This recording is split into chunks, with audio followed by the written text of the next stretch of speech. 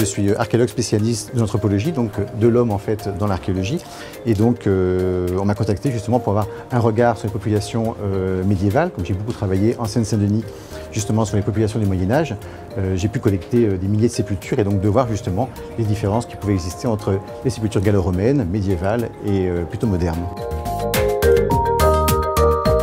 On a des objets qui viennent de différents sites de Seine-Saint-Denis, donc des sites comme Villemomble, Noisy-le-Grand, Bondy, donc des gros sites funéraires, surtout du Moyen-Âge. On a plusieurs ossements donc de ces nécropoles médiévales et on va avoir en fait les différentes maladies qu'on peut avoir en fait à l'époque du Moyen-Âge, donc des cas de fractures osseuses, des cas de rachitisme, des cas de caries dans les dents, donc une population malgré tout assez normale, mais qui présente des caractéristiques comme aujourd'hui, comme à l'époque antique, hein, des caractéristiques donc de maladies qui sont visibles sur le squelette humain. On a justement en fait une image de la population médiévale en assez mauvaise santé. Donc l'exposition va servir justement à montrer qu'on a les mêmes maladies en fait dans toute l'histoire avant l'invention des vaccins.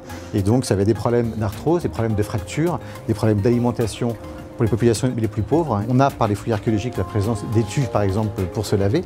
On a une dentition qui est assez propre à l'aide de petits bâtonnets qu'on pouvait se mettre pour se curer les dents. Une population en assez bonne santé malgré tout.